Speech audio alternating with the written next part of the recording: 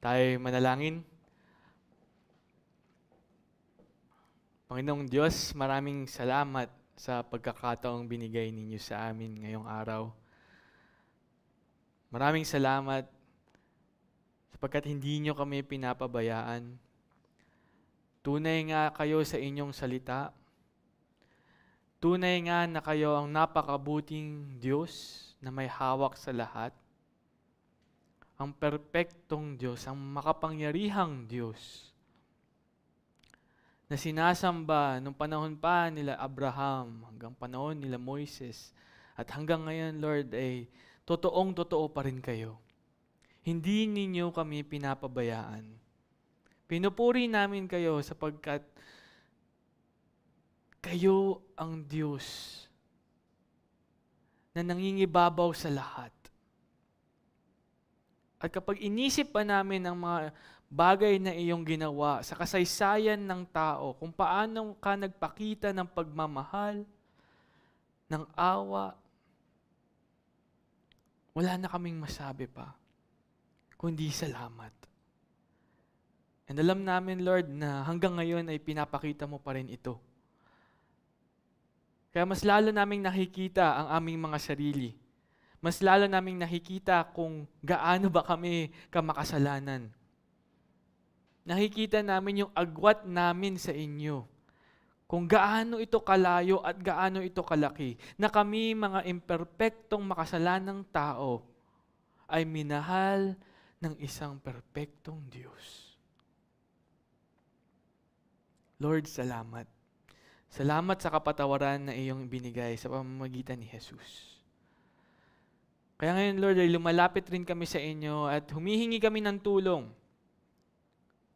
Humihingi kami ng inyong paggabay, lalo na bilang isang iglesia, bilang church, bilang Grace Fellowship Church.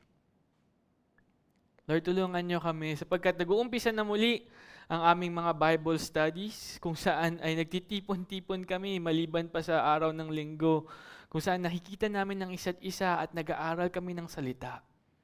At nagtutulungan, nagkakamustahan. Lord, sana hindi kami lumayo sa inyong salita. Sana manatili kami na tapat sa inyo. Tulungan niyo kami na wala sana kaming magawang mali. Lord, kayo pong bahala sa amin. And Lord, pinagdarasal din po namin yung mga specific na Bible studies tulad ng PDF, yung Men of the Word, yung Women of Grace, yung youth, yung young adults. And Lord, pinagdarasal din namin yung mga ministry namin sa labas, yung mga local missionaries namin, si Kuya Ian and si Kuya Eric, and even si Kuya Gerald. Lord, tulungan niyo sila sa ministry nila. They are spreading the gospel. They are sharing the gospel. Help them. Tulungan niyo sila. Empower them. Palakasin niyo sila. At hindi lamang yun, Lord. Bilang iglesia, bigyan niyo rin kami ng pagkakataon o ng kusa na maging isang biyaya sa kanila. Na suportahan namin sila. Na ipanalangin namin sila. Na maging mahusay kaming mga kapwa kasama nila sa iglesia, Lord. Lord, sana masuportahan namin. Baka nga, pwede pa, Lord, masamahan namin sila. And Lord, we pray na sana ganong klaseng church kami. Na hindi lang namin nahayaan yung mga taong gumagalaw, pero sana magkaroon din kami ng pagnanasa sa puso na amin na tumulong. And Lord, tinataas din po namin sa inyo yung mga may sakit. Tulad nga si Brother Gerald, Lord, sana tuluyan na siyang gumaling. At isa pa po si Brother Dwin na may injury, Lord, na we pray na sana ay mangyari na po yung operasyon at sana hindi magkaroon ng komplikasyon. And Lord, sa mga iba pang may sakit na hindi po namin alam, tulungan niyo kami, Lord, na alamin kung sino. At sana kami mismo, Lord, ay magkusa. Kamustahin sila, ipanalangin sila, suportahan sila. And Lord, sa oras na ito, habang nandito kami, nakikinig sa inyong salita, nagpapasalamat kami sa lugar na ito. Maraming salamat, napakaganda. But Lord, sana hindi kami makampante. Sana alam pa rin namin kung bakit kami nandito at yun ay gusto naming malaman kung ano ang nais niyong aming marinig ngayon.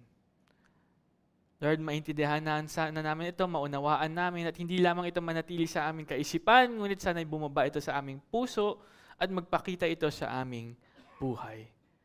So Lord, tanggalin niyo po ang mga distractions, tanggalin niyo po yung mga bagay na iniisip namin at sana ituon lamang namin ang aming atensyon sa inyo at sa inyong salita.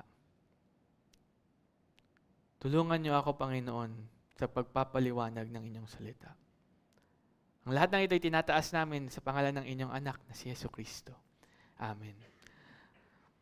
Magandang hapon. Hapon po sa inyong lahat. Wow. Parang ito yung delikadong oras eh. 1:30.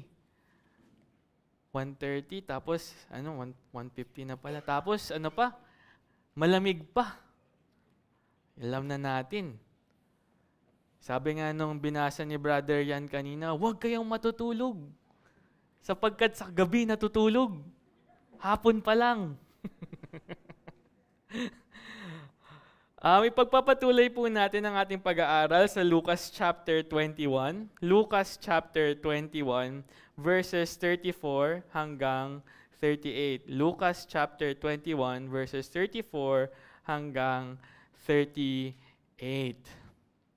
So kung nandun na po tayo, ay maanyayahan ko sana po ang lahat ng maaaring tumayo.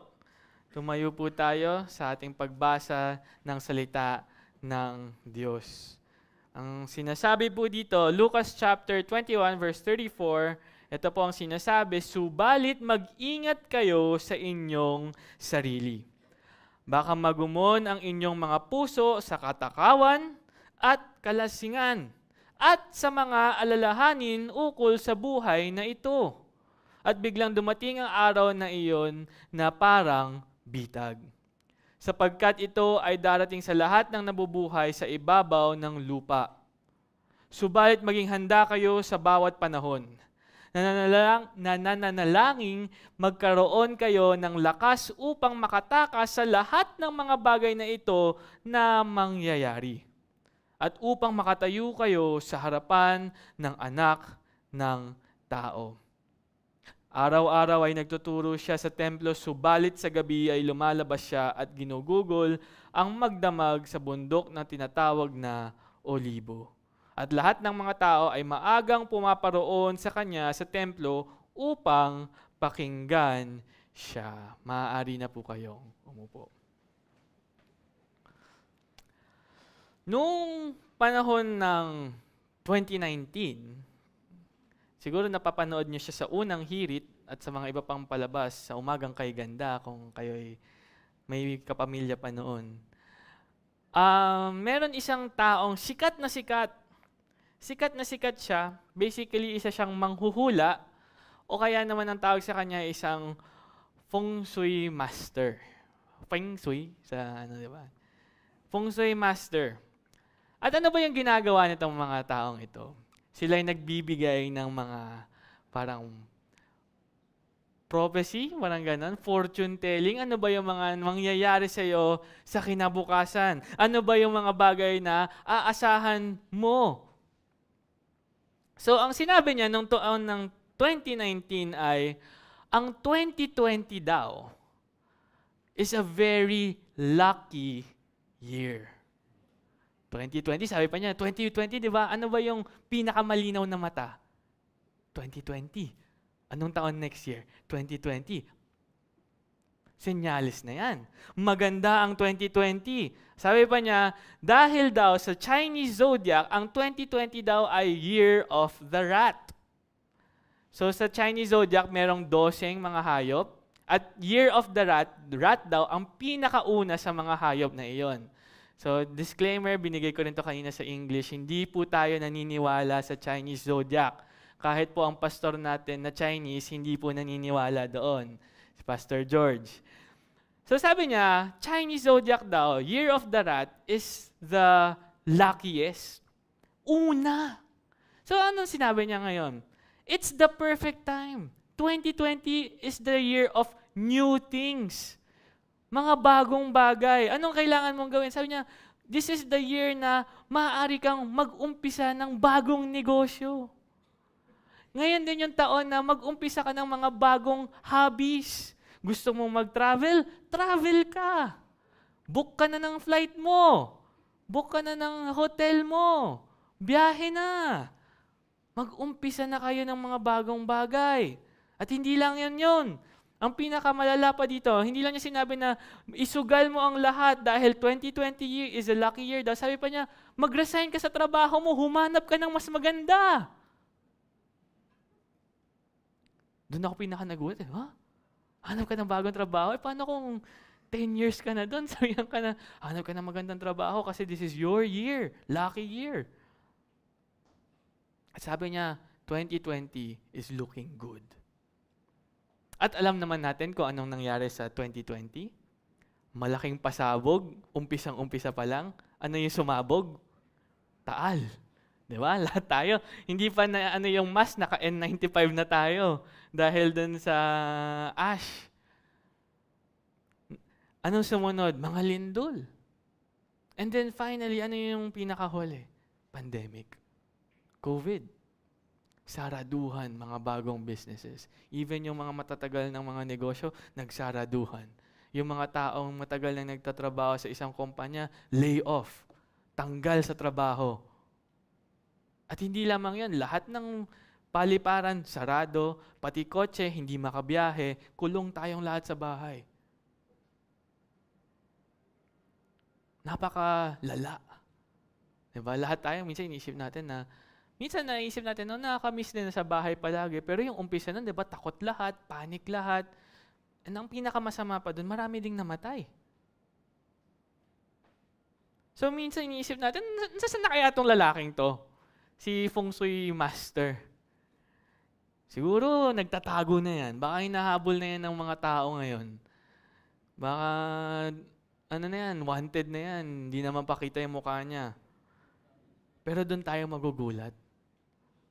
Hanggang ngayon, sikat pa rin siya. Ang dami pa rin niyang followers. Search mo siya sa YouTube, sa Facebook, andyan pa rin siya. Di ba minsan may paisip tayo, ha? Bakit ganun? Parang kumbaga, na-scam na tayo eh. Sinabi sa atin, gawin natin yan, and then hindi naman natupad. And yet, hanggang ngayon, ay mga tao ay lumalapit pa rin sa Kanya, umaasa pa rin sa Kanya. Why? Because people want to know their future. Gusto nila malaman kung ano yung mangyayari sa kanila. Gusto nila malaman kung ano yung mangyayari sa hinaharap. At ang tanong, bakit ba natin gustong malaman kung ano yung mangyayari sa hinaharap? Bakit ba natin ito ininanais? Kasi gusto natin maging handa. Gusto natin maging handa. Kung ano man yung parating na yan, gusto ko malaman kung ano yung kailangan kong gawin ngayon. Dahil kung ano yung mangyayari sa akin sa kinabukasan ay nakadepende sa kung anong gagawin ko ngayon. Kaya kung alam ko kung ano ang darating, malalaman ko rin kung ano yung gagawin ko. And that is why, minsan maintindihan mo yun, o nga no, siguro kaya hanggang ngayon, lumalapit pa rin sila doon sa lalaking yon. Sabi ng lalaki, ay gano'n naman kasi talaga, 50-50 naman talaga yung prophecy ko. Para ko, bakit pa sila lumapit sa'yo, 50-50 naman pala? But that's what we see. People want to know what's in the future para maging handa sila. At nakita natin sa teksto natin ngayon, at yung mga itinuro nung nakaraang mga linggo pa lamang ay ano? Pinapakita ni Jesus sa kanyang mga disipulo kung ano yung mangyayari sa kinabukasan. At ang kagandahan ng sinabi ni Jesus ay ano? Hanggang ngayon, yung mga sinasabi niyang mangyayari ay nangyari na at yung mga hindi pa nangyayari ay nakikita natin na namumuo na. Wala pa sa mga inihayag ni Jesus ang napatunayang mali. Lahat ay tama. Binigay na ni Jesus kung anong mangyayari sa hinaharap. At ito pa ang kagandahan. Ito pa yung kagandahan. Yung ginawa ni Jesus for the past 3 weeks, sinasagot niya yung tanong ng mga disipulo eh. Ano ba yung tanong ng mga disipulo sa verse 7? Guro, kailan mangyayari ang mga bagay na ito? Ano yung mga senyales? Binigay ni Jesus lahat yan. And then in verse 33, tinapos niya. Ang sinabi ni Jesus ay ano? Matatapos ang lahat, mawawala ang mundo, pero ang lahat ng sinabi ko, matutupad. Meaning, all that I prophesied will come true. Ang kagandahan dito kay Jesus, sinabi na niya lahat ng yon. Hindi niya tayo iniwanan. Hindi niya sinabi na, ito alam niyo na, bahala na kayo. Gawin niyo na kung anong gusto niyo. Kayo nang bahala kung ano man yung gusto niyong gawin sa sinabi ko. Hindi eh. Sa pagtatapos nito, ang sinabi ni Jesus sa kanila, binigyan sila ng pabaon. Hindi niya sinabi na bahala na kayo dyan. Yan yung mangyayari, bahala na kayo. No!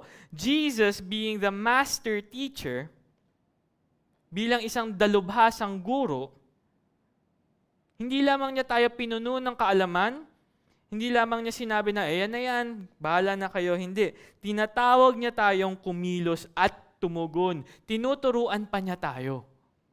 Since ito yung mangyayari, ito ang dapat ninyong gawin. Kaya dito sa Lucas chapter 21 hanggang verses 34 to 38, makikita natin ang dalawang bagay na dapat nating gawin habang hinihintay natin ang muling pagbabalik ni Jesus. Upang tayo ay maging handa bilang kanyang mga tao, bilang mga Kristiyano, para sa kung anuman ang darating. Alam natin judgment is coming. Dalawa lang naman ang mauuna dyan Either bumalik si Jesus or pumanaw na tayo. Either way, we will meet Christ. So sabi ni Jesus ito, para maging handa tayo. So hinati ko po sa dalawa ang ating pag-aaral today. Una, sabi ni Jesus, maging maingat sa mga pasanin ng buhay. Pangalawa, maging mapagbantay ng may patuloy na pagtitiwala. Punta tayo dun sa una. Maging maingat sa mga pasanin ng buhay. Verse 34. Subalit mag-ingat kayo sa inyong sarili. Baka magumon ang inyong mga puso sa katakawan at kalasingan at sa mga alalahanin ukol sa buhay na ito at biglang dumating ang araw na iyon na parang bitag. Tinapos na ni Jesus ang kanyang pagtuturo. Hindi na siya nagpahayag pa ng kahit ano pa tungkol sa hinaharap. Tinapos na niya. Para bang sinasabi niya sa atin na wala na kayong kailangan pang malaman tungkol sa hinaharap. Ang kailangan ninyong malaman ngayon is ano ang gagawin ninyo ngayon. Paano kayo tutugon? Mula sa focus in the future, Christ is telling them, okay na yan. Ngayon, ano nang gagawin niyo?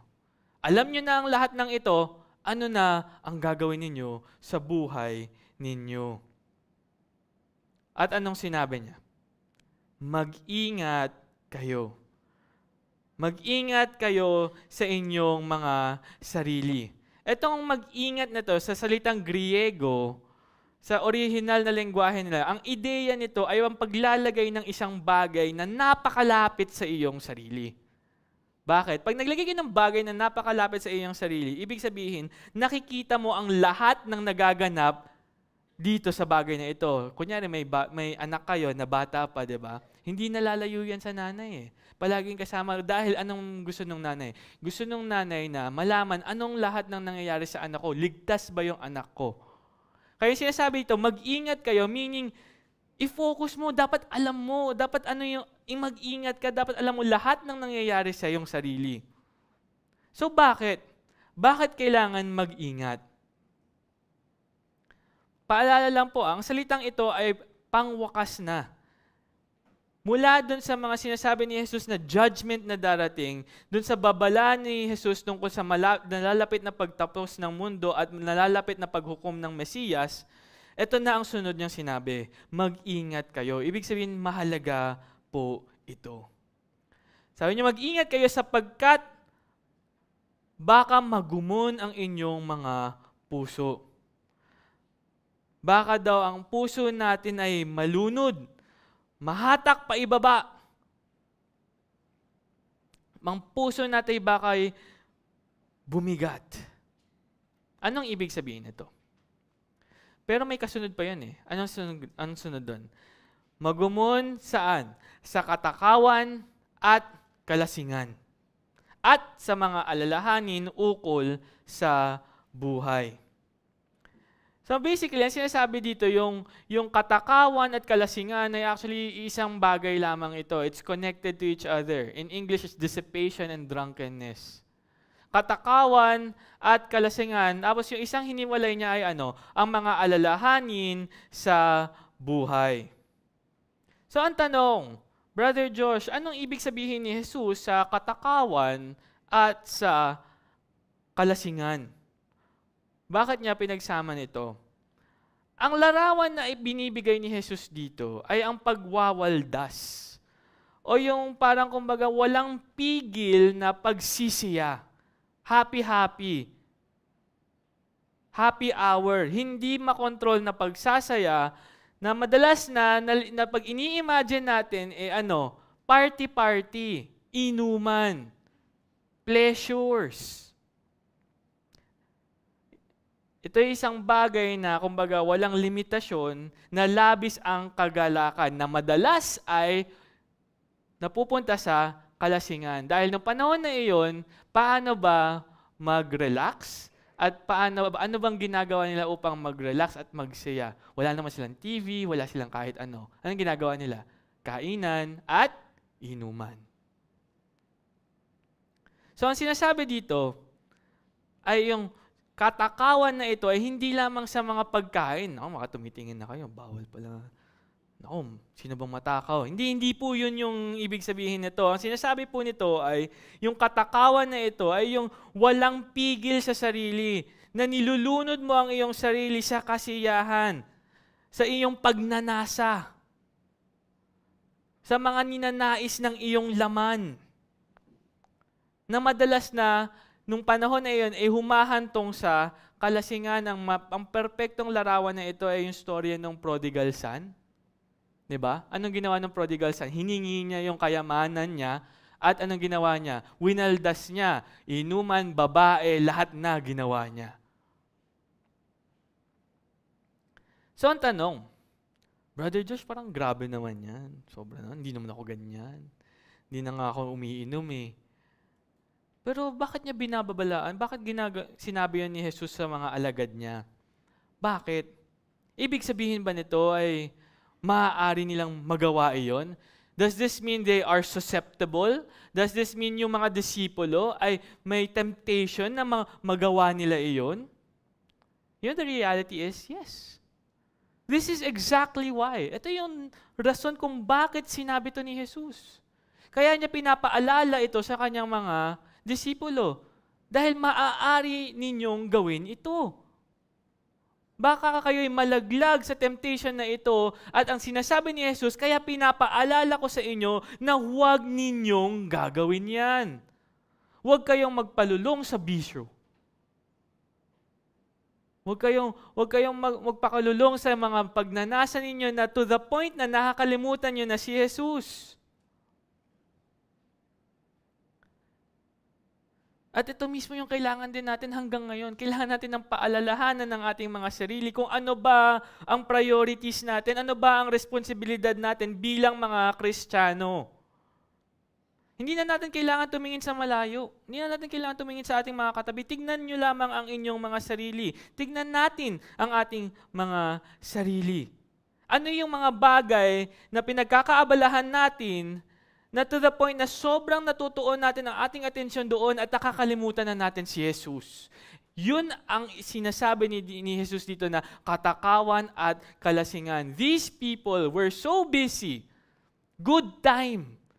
Gusto nila masaya palagi. Gusto nila good time lang palagi na to the point na babad sila sa kanilang pagnanasa kung ano yung nagbibigay sa kanilang kaligayahan, nakakalimutan na nila si Jesus.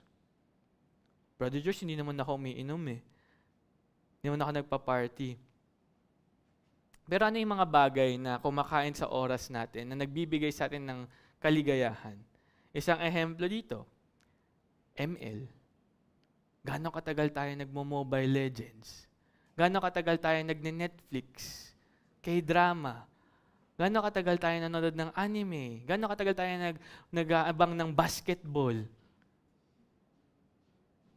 Ano yung mga kumakain sa oras natin na nakakalimutan na natin kung ano ba yung prioridad natin bilang Kristiyano? At ang nakakalungkot dito, may pagkakataon din bilang mga Kristiyano or kahit sino man ay magpagkakataon pa na sobrang lulong na nila sa kanilang bisyo, sa kanilang pagnanasa, nagiging addiction na ito. Yung mga taong nalululong sa alcohol, sa alak, yung iba pa nga sa gambling, na nawawala na sila sa tamang pag-iisip. Pero, marami pa rin sa atin dito sa church na to, sabihin natin, hindi ako dyan, Brother Josh. Wala nga akong oras eh. Wala nga akong oras para manood ng TV, wala nga akong oras para mag-cellphone, trabaho lang ako ng trabaho, wala nga akong oras para hindi ko na nga nakikita mga kaibigan ko eh. Kailangan ko lang magtrabaho, Brother Josh. Wala ako dyan. Hindi para sa akin yung mensahe ni Jesus. Pero tignan natin ano yung sinunod na sinabi niya. Katakawan, kalasingan, at sa mga alalahanin ukol sa buhay na ito. The worries of life. Actually, ang sabi nga dito sa mga alalahanin tungkol sa mga pang-araw-araw na bagay. The everyday matters. Ang masama dito, hindi natin ito mapapansin eh. Because we do these things kasi kailangan natin magtrabaho. Bakit? Kasi hindi ako nagtrabaho, wala akong makakain. Kailangan ko pumasok. Diba? Kailangan ko pumasok, kailangan ko magtrabaho, kailangan kong gawin to, kailangan ko alagaan yung pamilya ko, kailangan kong gawin ng lahat ng mga bagay na ito. Araw-araw, may dapat isipin. Ito ay nakagawian na natin, ito ay parte na ng buhay natin, ito ay normal. Ang sinasabi ni Jesus, alam mo ba, posible din yan maging balakid. Dahil ito ay nakagawian na natin, madali nating ikatwiran na okay lang naman yung ginagawa ko. Pero minsan, nagkakaroon ng panahon na sobrang babad na tayo sa mga responsibilidad, sa mga bagay na kailangan natin gawin, na to the point na hindi na natin ito ginagawa dahil lamang kailangan, ginagawa na natin ito dahil tayo ay balisa na. Nag-aalala na tayo, pag hindi ko ginawa to, wala na kaming kakainin bukas. Pag hindi ko ginawa to, ano nang mangyayari dito, ano nang mangyayari dyan, ano nang mangyayari bukas, ano nang mangyayari next week.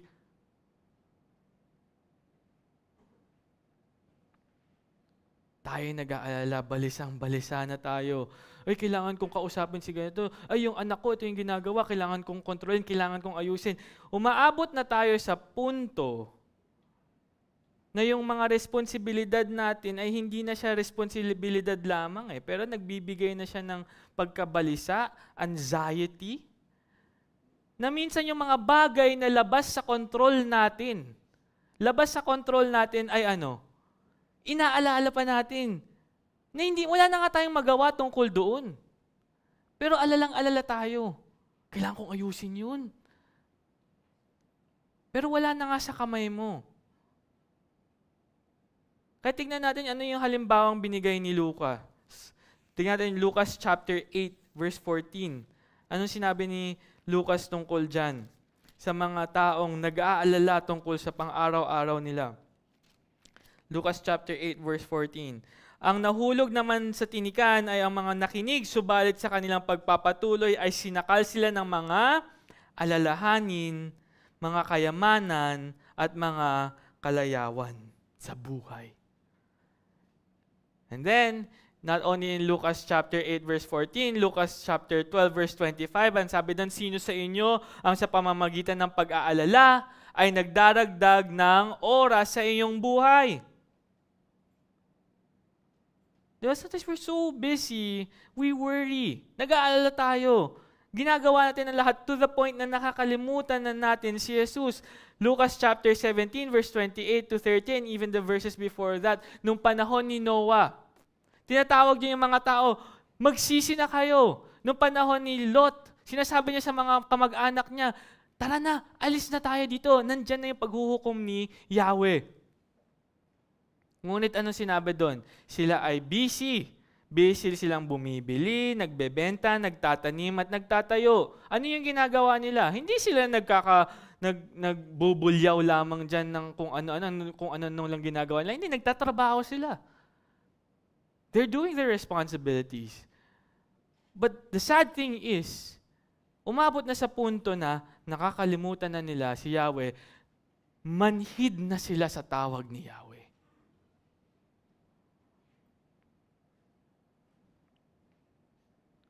Maraming bagay ang inaalala natin sa ating buhay. And kadalasan, ang reality is, ito yung mga bumubulag sa atin. Bumubulag sa atin kung ano ba talaga ang tunay nating kailangan at yun ay si Kristo. Hindi ko po sinasabi na wag na kayo magtrabaho, wag niyong isipin yung trabaho ninyo. Pero you just do it faithfully. And then kung wala na sa kamay ninyo, magtiwala na lang tayo sa Diyos. Pero syempre, hindi ko sinasabi dito na bahala na Lord, ikaw na bahala, hindi ako magtatrabaho, ikaw na bahala sa akin. Hindi rin yun, kasi iba rin naman yung sinabi ni Jesus eh. Diba? Si Pablo din eh. Si Pablo nga nagtrabaho eh.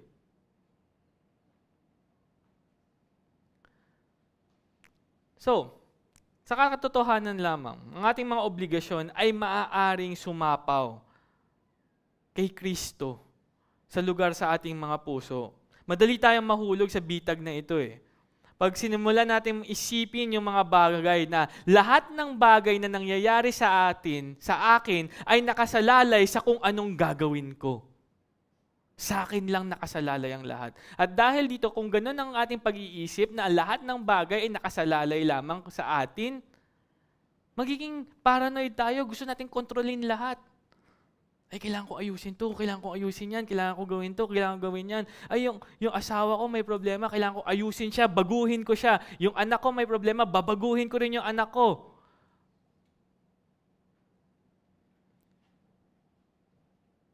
And to the point na napaparanoid na tayo, na gusto natin lahat ay kontrolado natin. Gusto natin lahat ay tiyak. Gusto natin lahat ay tama. Gusto natin lahat ay hawak natin. Ito dapat yung nangyayari eh. Bakit hindi ito nangyayari? At dahil doon, balisa tayo. At dahil doon, nag-aalala tayo. Ang tanong, nasaan si Jesus doon? Nasaan yung pananalig natin kay Yahweh? Kung ganun tayo mag-isip. Ano yung number one sign kung tayo nakadepende sa Panginoon? Nagdarasal tayo. Yun ang number one sign. That we are actually dependent on God is if we pray. So ang tanong ko po sa inyo, be honest. You don't need to answer. Just be honest. Kailan po yung huling pagkakataon na nagdasal kayo ng mag-isa? Dahil doon nyo po malalaman kung nagtitiwala pa ba ako sa Panginoon o sinusubukan ko gawin ng lahat sa sarili kong kakayahan. So, pag inisip po natin, minsan isipin natin, parang medyo guilty ako doon, Brother Josh. Medyo nagiging busy ako na minsan nakakalimutan ko si God. Pero at least hindi ako tulad ng mga nagpapakasasa sa sarap ng buhay. Diba? Hindi mo na ako ganun. Sila ganun sila. Ako, Brother Josh, responsible ako eh. Responsible ako, ganyan. Pero kung titignan niyo po, yung dalawang ito, napaka magkasalungat. Ibang-iba yung daan nila. Ibang-iba yung pamumuhay. Napaka-iba. Pero ang epekto po nito sa buhay natin ay parehas lamang. Ano yung epekto? Ang sabi dito ay nagpapabigat sa ating mga puso. Nagiging baka magumon ang inyong mga puso. Anong ibig sabihin ng magumon? Actually, parang sabi kong, Digimon? Magumon ang inyong mga puso. So, sinearch ko, basically, ang ibig sabihin lang nito is mabigatan. Mabigatan. Ito ay madalas na ginagamit upang ipahiwatig nung panahon ng mga Hudyo. Pag sinabi nilang nabibigatan ang puso o yung puso mo ay mabigat, pinapahiwatig nito na ang tao ay wala sa kanyang tamang pag-iisip at tamang pagdama. Meaning, merong balakid, merong humahadlang sa kanyang pag-iisip. Ang tanong, anong ibig sabihin nitong puso? Diba? May favorite natin yan. Nung Friday lang, kaso, puso. Anong nangyari sa kanila? Hindi nangyari sa kanila. Anong sinasabi ni Jesus? Ano ang puso? Madalas ko lang sinasabi sa inyo yung puso eh. Yung puso is hindi yun yung tulad nung sa atin sa Pilipinas na pag iniisip natin yung puso, yung parang sa mga pelikula. Mahal ko siya. Hindi. Huwag mong gamitin yung puso mo. Gamitin mo yung utak mo. Madalas iniisip natin the heart is what? The seat of emotions. Na hindi ka nag-iisip pag puso ang ginagamit mo. Teledrama, usong-uso yan. But the reality is, dun sa mga Hudyo nung panahon na yun, pag sinabi nilang puso, it's not only the emotions, hindi lamang emosyonal, ngunit pati rin ang intelektual. Sa puso dumadaan. That's why when they said here, when Jesus said here na ang puso mo ay nabibigatan, ang tinatawag niya dito is yung kabuuhan mo bilang tao. Ikaw mismo. Yung inner being mo, kung sino ka.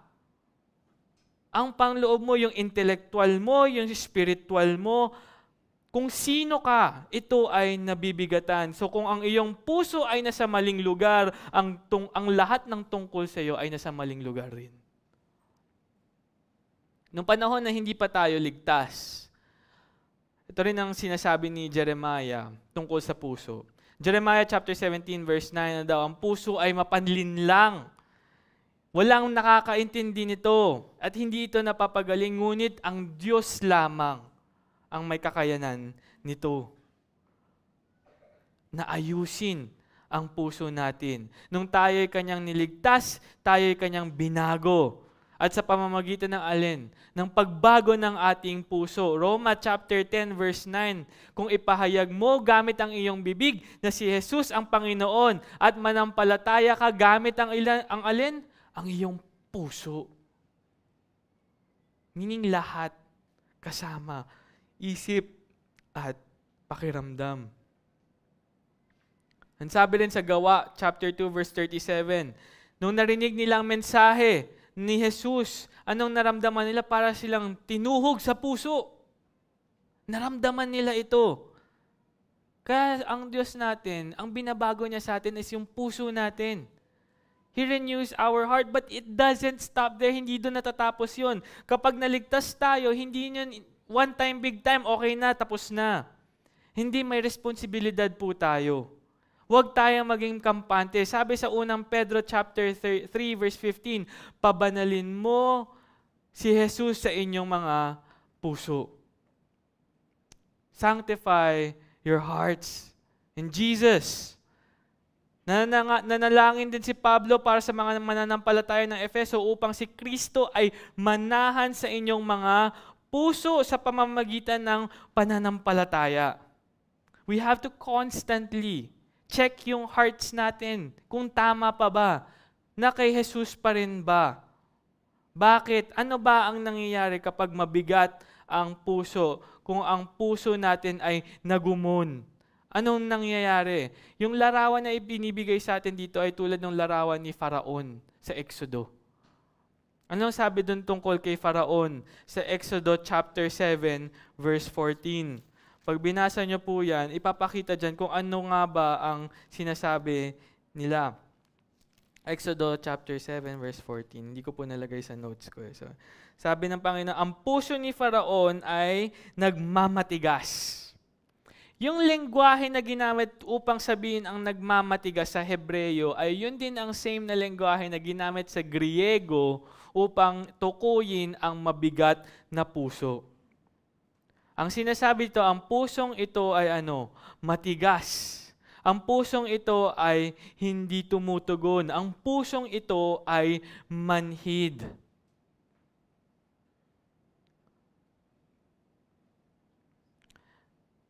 Ito ang puso ni Faraon.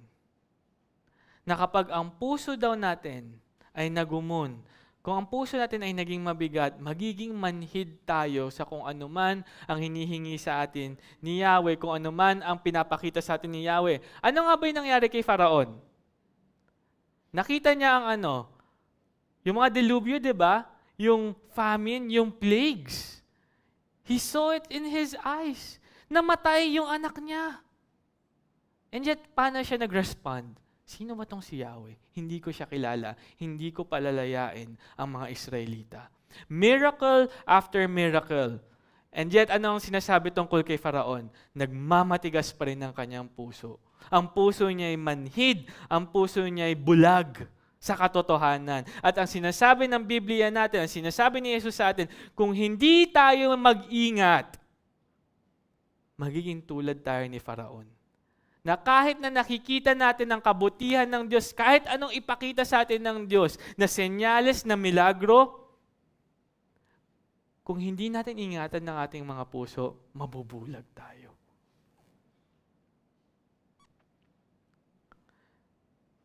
At sabi niya, darating ang araw na iyon, tulad ng isang bitag. Hindi mo alam, trap na pala. Kasi bakit hindi mo alam? Kasi hindi ka nag-iingat. Magugulat ka na lang na nandyan na. Ang sabi nga doon, ang araw na iyon. Ito yung pinag-uusapan natin 3 sermons ago pa. Na yung araw na iyon, yung paghuhukom ng Diyos, yung muling pagbalik ni Kristo, ito ay magiging tulad ng isang, ang tawag natin dyan, jump scare. Parang nakakagulat, biglaan, na matinding, na may kasamang matinding puwersa. Sa Amos chapter 5 verse 19, ang pagkakatukoy nga dito, sabi niya, ang tao ay tumalikod upang tumakas mula sa isang leon upang makatagpo lamang ng isang oso. Sabi niya, may leon, paglingon mo, oso, ganun kabigla ang pagbabalik ni Jesus. 1 Thessalonians chapter 5 verse 2, ganun din, na darating si Jesus parang magnanakaw sa gabi, na hindi mo inaasahan. Meron bang magnanakaw na nagsasabi na darating ako mamaya 2 a.m.? No. You won't expect it. Pero ang kagandahan dito, ang sinasabi niya, kung nakabantay ka, kung ikaw ay nag-iingat, ang sinasabi ni Jesus dito, ang araw na iyon ay hindi darating sa iyo tulad ng isang bitag. Handa ka. Makikita mo, hindi ka mabibigla. Sapagkat in verse 35, ito ay darating sa lahat ng nabubuhay sa ibabaw ng lupa.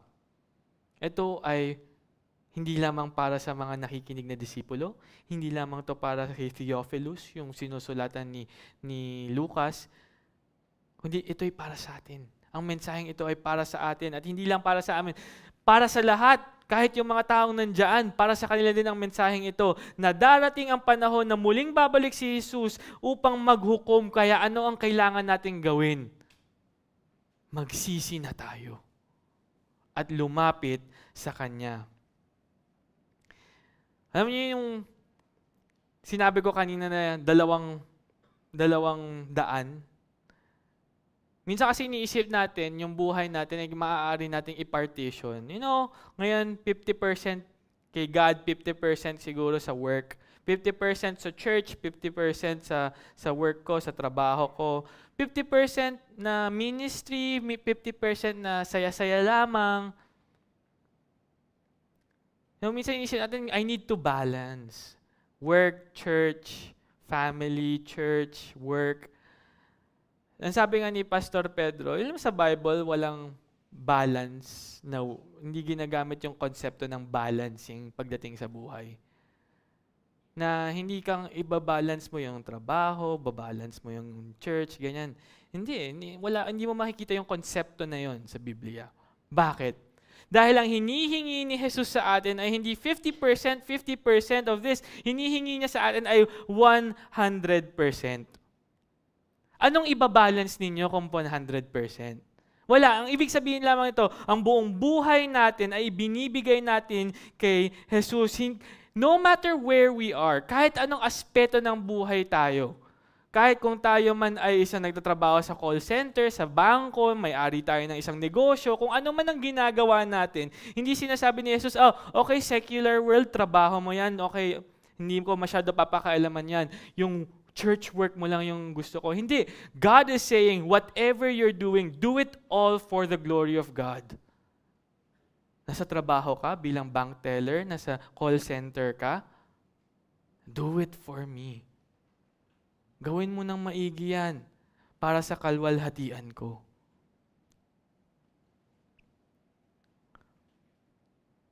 Hindi ibig sabihin na porket ganito lang yung trabaho natin, ay hindi ako nagsiserve sa church. No, huwag niyo isipin na parang kumbaga mas mababang uri ng Kristiyano kayo. Hindi po ganun yun.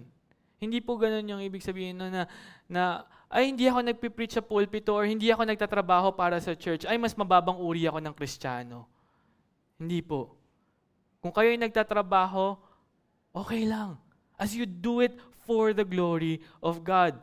Even nga, I would say, you might even be more faithful. Baka nga mas tapat pa kayo sa mga taong nagtatrabaho sa isang church or sa isang ministry. Bakit? Because you're doing it faithfully. Tapat kayo. Hindi lamang kayo Kristiyano sa trabaho, sa bahay. Kristiyano kayo everywhere. You are living your lives faithfully for God, wherever you are. Ang nakakatakot po kasi baka sa atin, Kristiyano lang tayo pag nasa church. Pero pagdating sa trabaho, nandun na nangyayari yung division. Ang sinasabi ni God, no matter where you are,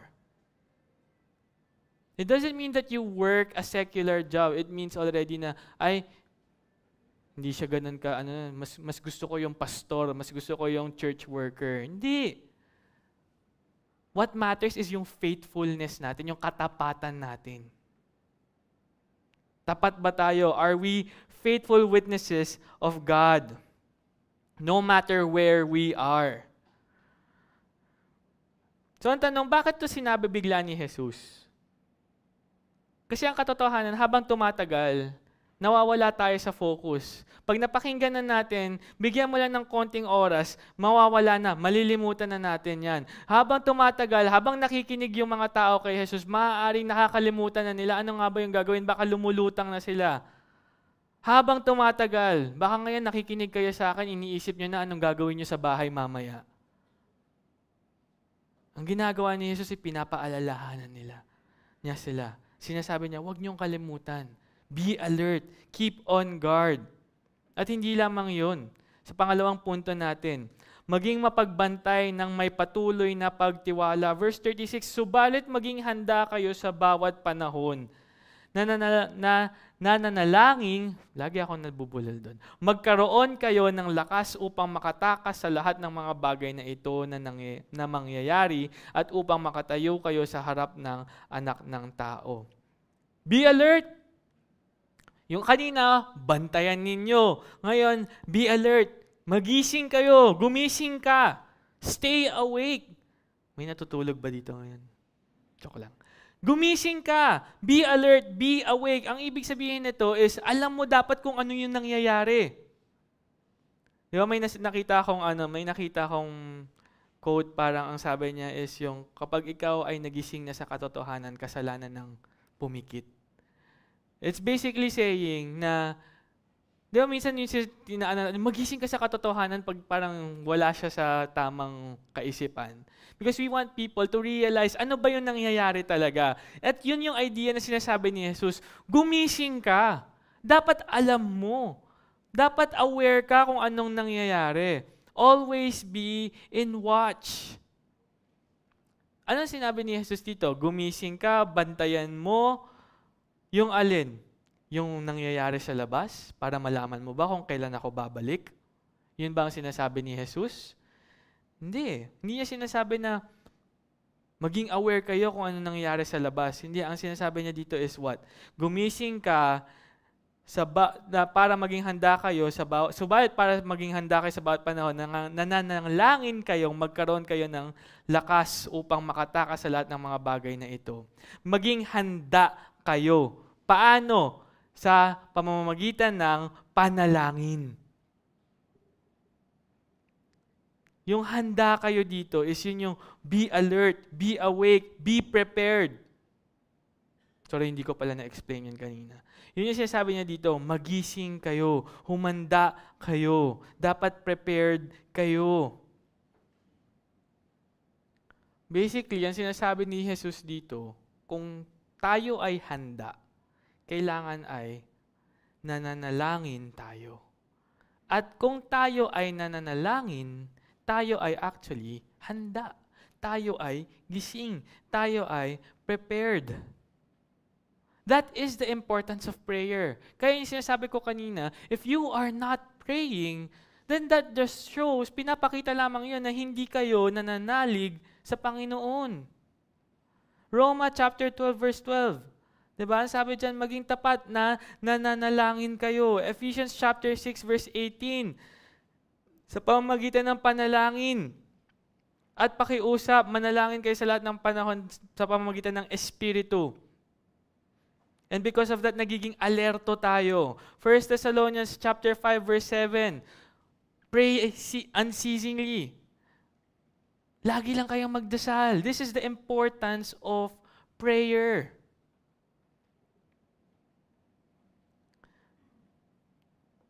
Kung ano yung mangyayari sa ating hinaharap, nakadepende kung paano tayo a-action ngayon. Hindi tayo tumitingin sa labas at tininiisip, eto na ba? Ngayon na ba? Ngayon na ba?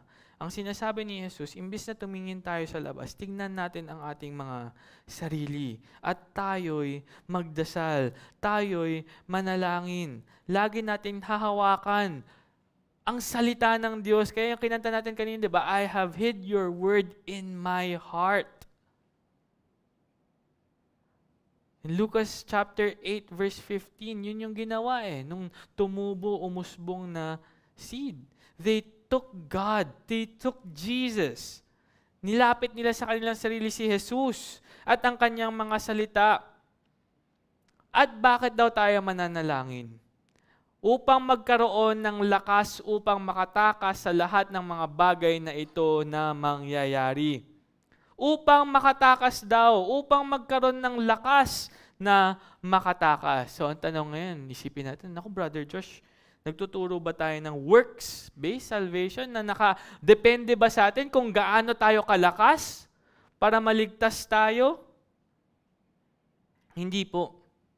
Dahil kung tutuunan niyo po ng pansin, ang sabi po dito is what?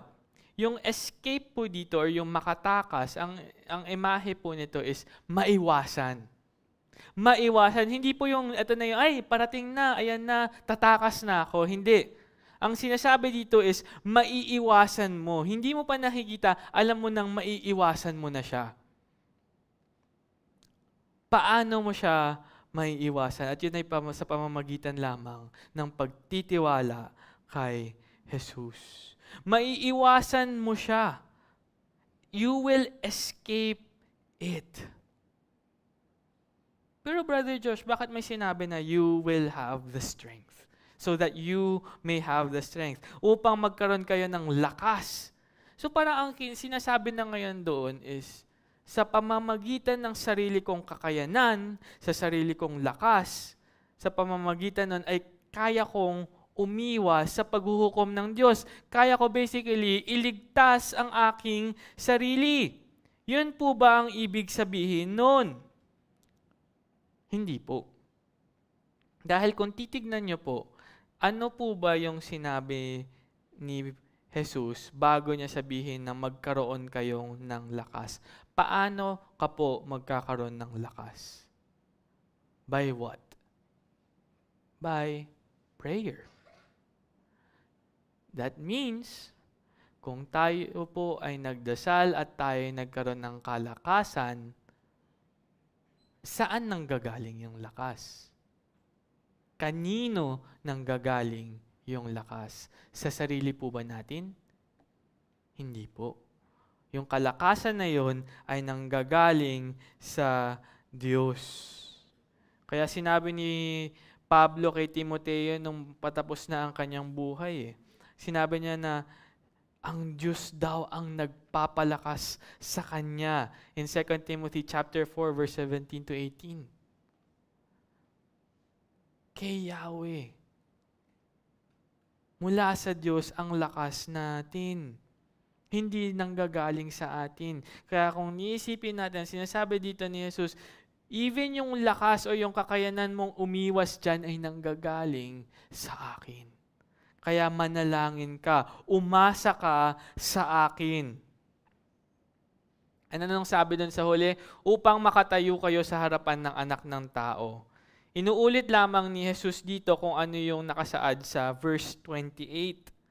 Sabi doon, kapag nagsimulang mangyari ang mga bagay na ito, tumingala kayo at itaas ninyo ang inyong mga ulo sapagkat malapit na ang katubusan ninyo. Ang sinasabi ni Jesus dito, since na hindi ka nalaglag sa bitag, kapag dumating si Jesus sa kanyang muling pagbabalik, makakaharap kayo sa kanya nang walang takot. Hindi tulad ng mga nasa verse 27 or 26. Sa verse 26, yung mga taong hindi nagtiwala kay Jesus, yung mga taong pinabayaan lamang si Jesus at hindi nanalig sa Kanya, anong sabi dito? Ang mga tao ay manlulupaypay dahil sa takot at mangangamba sa mga bagay na darating sa daigdig. In contrast to that, haharap tayo sa Diyos. Hindi tayo matatakot sapagkat naiwasan natin yung kanyang paghuhukom sa pamamagitan ng alin pananalig kay Kristo. Kaya yung pag nag-aaral tayo ng ganito, minsan yes, nakakatakot, pero actually exciting. Dahil alam natin kung saan tayo pupunta. Hindi ibig sabihin ito na walang kahirapan, na hindi tayo magdurusa. Pag binasa niyo yung verse 10 and verse 12 dito, sabi nga dito, maraming mangyayari.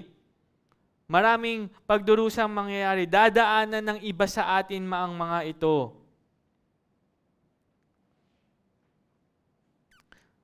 Pero sa umpisa pa lamang yun, marami pang iba. At ma-experience natin yan hanggang sa matapos yung panahon na itinakda ni Jesus para sa atin, na muli niya tayong kukunin na. Hanggang sa panahon na yon ay ma-experience natin ang paghihirap at pagdurusa. Ngunit ang kagandahan nito is alam natin kung saan tayo papunta. So, ang sinasabi lamang ni Jesus dito is, pinapaalala lamang niya sa atin na ang kanyang mga tao, ang mga Kristiyano, ay lumalaban, nagsusumikap, mamuhay ng tapat.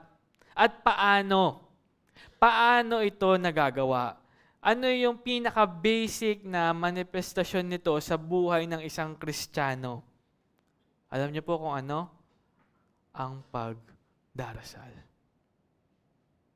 Ang paglapit sa Diyos at pagpapakita ng kahinaan na sinasabi natin, Panginoon, kailangan kita. Kaya ang tanong ko nga po may Kristiyano bang hindi nagdarasal? Meron po bang ganun? Kaya tingnan natin ang ating sarili. Tayo po ba ay lumalapit pa rin sa Panginoon? So ang susi po dito is upang tayo maging alerto, upang tayo maging handa, is lagi tayong lumalapit kay Jesus.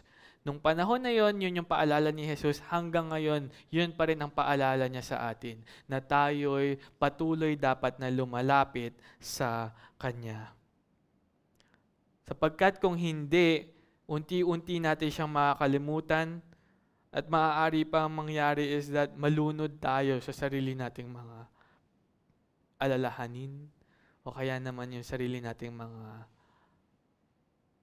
pleasures, or yung pagnanasa natin, yung ano bang nagbibigay ng kaligayahan.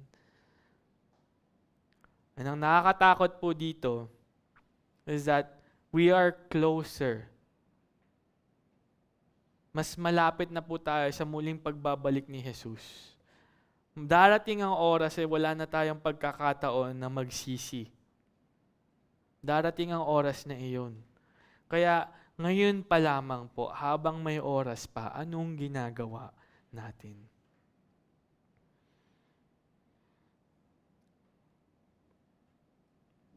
Darating ang panahon na babalik si Jesus. Kung hindi ka pa po naniniwala kay Jesus, anong inaantay mo? And para sa ating naman naniniwala kay Jesus, anong ginagawa natin? Nakatunganga na lang ba tayo na, Lord, balik ka na, Lord, balik ka na, Lord, balik ka na? Yun na lang ba yung ginagawa natin?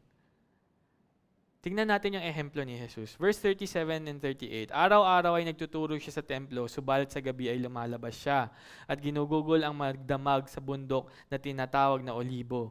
Lahat ng mga tao ay maagang pumaparoon sa kanya sa templo upang pakinggan siya. Itong oras na to, malapit nang ipako sa krus si Jesus. Malapit na siyang mamatay. Tayo po, inaantay na lang natin yung muling pagbalik niya at alam natin malapit na ito. Pero tignan niyo po kung ano yung ginawa ni Jesus. Alam niya na nalalapit na yung pagtatapos ng kanyang first mission, yung first coming niya. Ito na mangyayari na ipapako na siya sa krus Sinabi ba niya na, sige, relax na lang ako, lapit na bukas na yun or 2 days from now. Sa makalawa, ayan na relax na lang tayo, mahirap yun Ganun na lang ba? Chill na lang ba siya? Hindi. Sabi dito, araw-araw nagtuturo siya sa templo. Araw-araw nandun siya. Sa gabi ay lumalabas siya. Pumupunta siya sa Olivet. At malalaman natin na tuwing pumupunta siya doon ay nagdarasal siya. Sasabihan pa nga niya yung mga disipulo niya na, ba't kayo natutulog? Magdasal kayo. Huwag kayong matulog.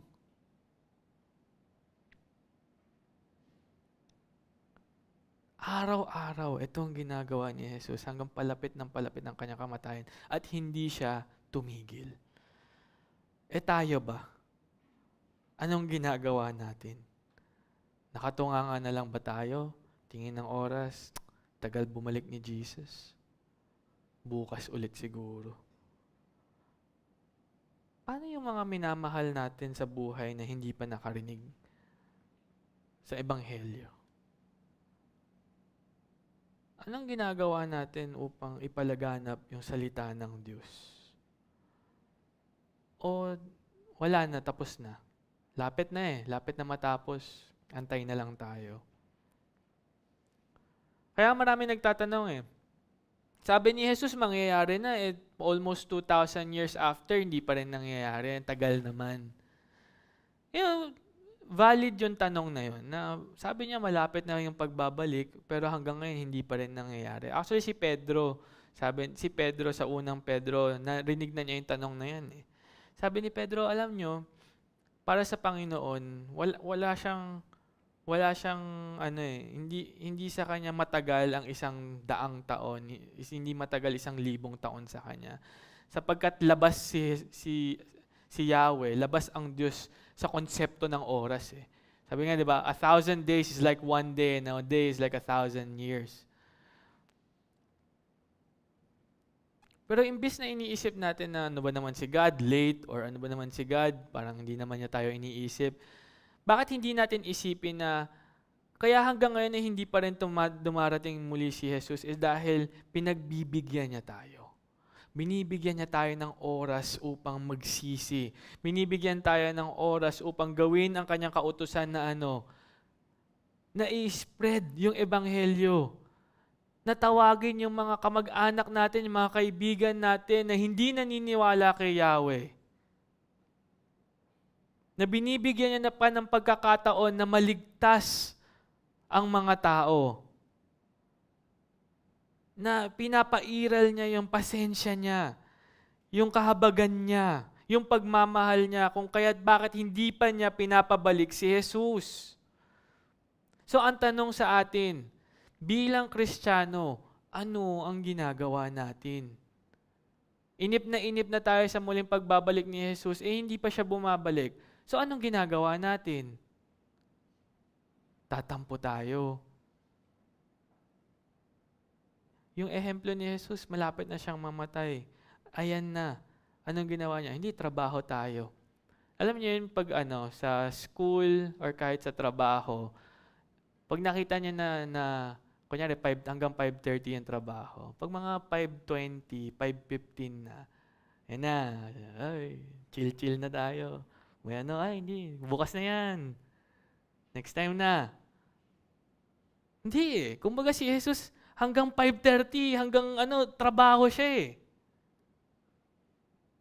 Tayo, ay, palapit naman na si Jesus, di na natin kailangan mag-share ng gospel, di na natin kailangan tuparin yung mga utos niya sa atin kasi Kristiyano naman na ako, niligtas na niya ako eh. Tapos naman na eh. Okay na. Ganun ba ang Kristiyano? Ganun ba ang inaasahan sa atin ni Jesus? Kung kaya kapatid, sana maging isang paalala ito na huwag tayong magpakalulong sa mga bisyo at sa mga kaganapan at sa mga masasarap na bagay sa buhay. Walang masama. Manood kayo Netflix, mag-K-drama kayo. Walang masama. Mag-basketball kayo, mag-ML kayo. Walang masama doon. Pero kung umabot na sa punto na nakakalimutan nyo na si Jesus, dahil sa mga bagay na iyon, doon tayo may problema. At para naman doon sa mga nasa kabilang banda, yes, sobrang magtrabaho tayo. Totoo yan. Pero kung umabot na tayo sa punto na pati yung mga bagay na hindi natin kayang kontrolin, gusto nating makontrol. Na pati yung mga relasyon natin sa tao ay gusto nating kontrolin. Na hindi na tayo lumalapit sa Panginoon, ay giniisip na lang natin ay lahat ay nakadepende sa akin, doon din tayo may problema. At para naman sa atin, na tapat na sumusunod sa Panginoon, baka mas magandang gawin pa natin ito lalo. Diba? I'm not saying na kulang. Hindi ko sinasabi na kulang. Ang sinasabi ko lang po ay magpatuloy tayo. At kung kaya, palawakin pa natin. At hindi ka nag-iisa dyan, kapatid. Nandirito ang church, nandirito kami upang tulungan natin ang isa't isa. Malapit na. Malapit nang dumating si Jesus. Kaya kung hindi ka pa naniniwala, andyan na andyan na yung kamay ni Jesus. Namatay na siya para sa iyo. Ang kailangan na lang ay lumapit ka sa Kanya at magsisi sa iyong kasalanan. At dito po tayo magtatapos. Ibabahagi ko po yung isang kasabihan na lagi kong naririnig na sinabi sa akin ng isang pastor na nakilala ko sa Amerika. Ang sabi niya, English pero sabi niya, Christian, we are one day closer to heaven. Every morning, sinasabi niya yan. Christian, we are one day closer to heaven. Hindi yan si Kuya Christian Tolentino o kaya Kuya Christian Delector, Ian Delector. Christian, meaning tayo, mga tagasunod ni Jesus. We are one day, isang araw na naman tayong lumapit sa muling pagbabalik ni Jesus. And indeed, yes, malapit na nga talaga. Tayo may nalangin. Lord, Heavenly Father, thank you so much for this time. Maraming salamat po sa oras na binigay niyo sa amin. Nagpapasalamat kami sa inyong salita.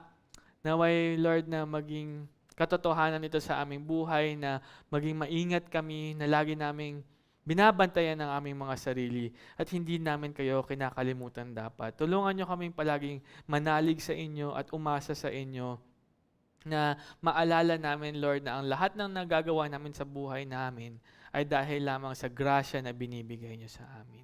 Thank you, Lord. In Christ's name we pray. Amen. So, ang ating benediction passage po is found in 1 Thessalonians chapter 5, verses 23 to 24.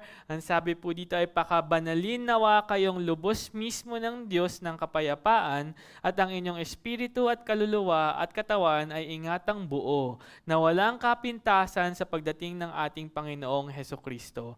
Tapat ang sa inyo'y tumatawag na gagawa rin naman nito. Ingat po, church.